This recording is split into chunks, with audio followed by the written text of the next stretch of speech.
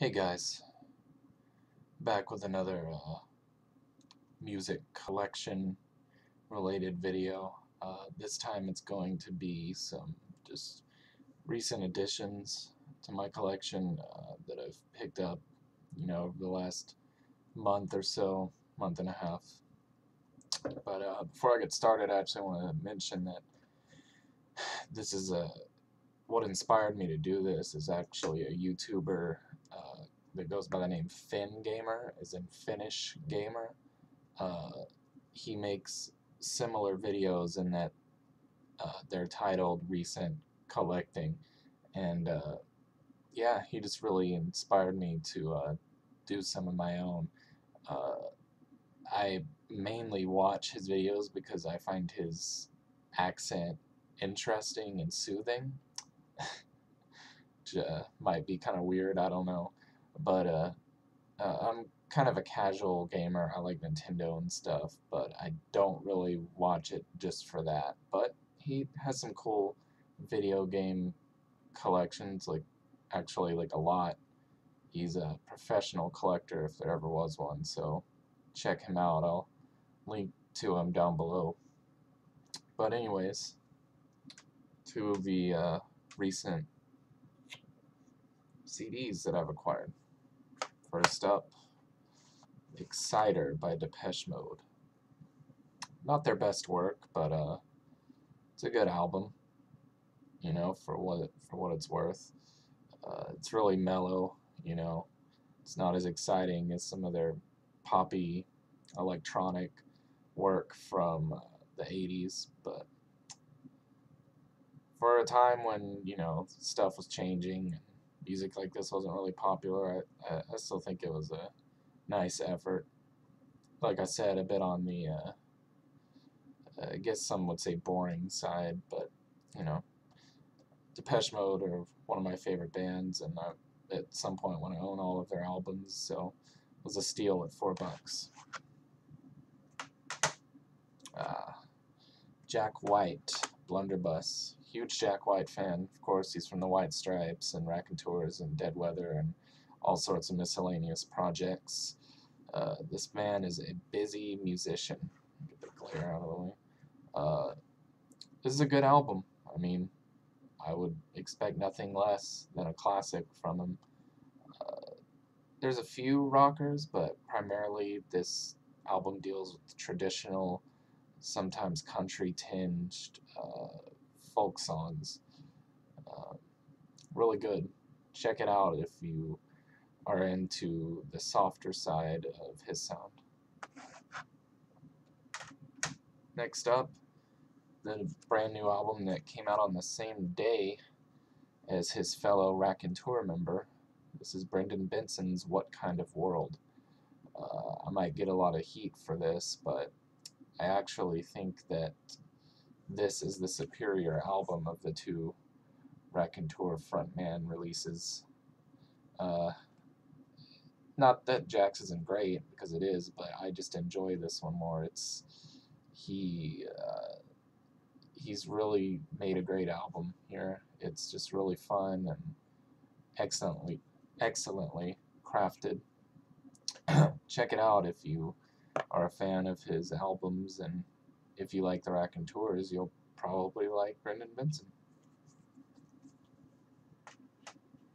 Those are brand new copies, by the way, of CDs. Some of these are used, but those were new ones. Here's a used one. Another Brendan Benson album, One Mississippi. Bought this from Amazon about 2 weeks ago, and wow, I had heard all of his albums up until this. This is his first album from the 90s, actually. They didn't know there was a 90s Brendan Benson album, and it just basically blows his other albums out of the water. I mean, it's a really, really great CD. I can listen to it start to finish, and it's pretty much perfection. He's got that wide-eyed, 90s uh, angst about him. You can just tell. I think he was pretty damn young when this came out. Maybe like 18 or something. I don't know. Maybe I'm wrong, but yeah, this is like a hidden gem of 90s alternative indie, whatever you want to call it. A little different from his newer albums, but I'm surprised and a little disappointed in myself that I let it slip past me all these years. Young Hines, Give Me My Change. Kind of an odd thing, he's not very known. Brendan Benson actually signed him to Benson's own Ready Made Records, which is how this guy has any fame.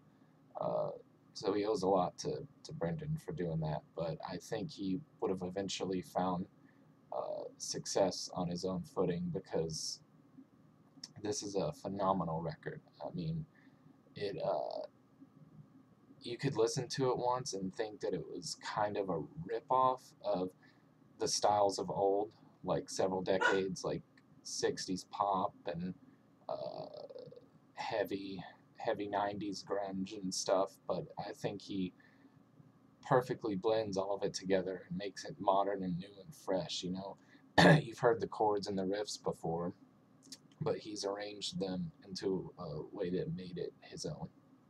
Really good. Garbage, Not Your Kind of People. Garbage, Not Your Kind of People. This is their new album, first in 7 years. I'm actually new to being a Garbage fan. I've liked their singles over the years. They've got classic 90s radio hits, and I've always liked them. But now I'm getting to where I'm a pretty big Garbage fan, and this album did not disappoint. Some people said that the mastering was really bad, but I'm not an audiophile, so I tend not to notice those things. But yeah, if you're an old Garbage fan and you want a quality album, pick this one up, because they've maintained their talent. Got another used old Garbage album, Bleed Like Me. Hadn't heard it before I bought it. Really liked it. Probably should have got it when it came out in 2005. I remember it being advertised. Might be my favorite album of theirs as of right now.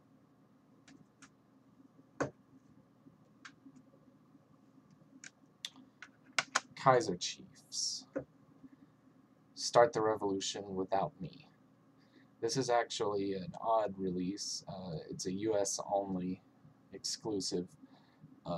Basically, what happened was sometime last year, maybe the year before, I don't know, it's actually been quite some time now, they released and initially it was an internet-only special download album where they put 20 songs up on the internet, and you could pick 10 of them, I believe, and craft your own album, basically. And eventually they released all of those songs, or most of them, onto an official physical release, but that was a United Kingdom exclusive. And then some months later, this comes out, and this is what the US fans get. This is completely different album artwork. It's got the same scheme, definitely the same artist, but it's a little different in that the title is different. The UK version is titled, oh man, I can never remember what it's called. It's a pretty cool title. I think it's superior to this one. I'm having a bit of a brain fart right now, but if you can Wikipedia it and you'll see what I'm talking about. But there's one or two songs that I'm kind of pissed about them omitting from this collection, but overall it's a solid release. I like the track listing order for the songs that did make it, and the US only, the song that was released only on this album that wasn't on the old one, is a great song, and I'm glad that we got it instead of the Brits. I actually feel a little sorry for them. You know, Kaiser Chiefs is a native UK band, so it seems like they would have gotten it. Oh well. I guess they recorded it after they released that and said, well, this needs to be on an album. The Killers, live from Royal Albert Hall. DVD, CD combo set. Got this used actually a few months ago, so actually probably back around Christmas, but I just wanted to include it because it's beautiful. You know, it looks good, and the Killers are actually surprisingly one of the best live bands around today. I haven't seen them.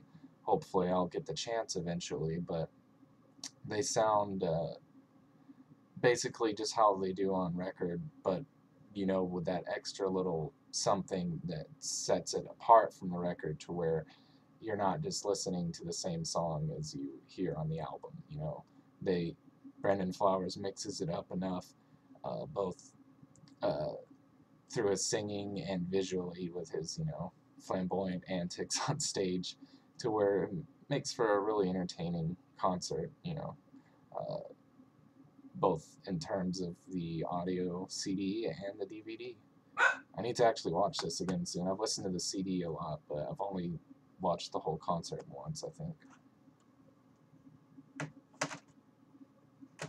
And lastly, the CD that came today.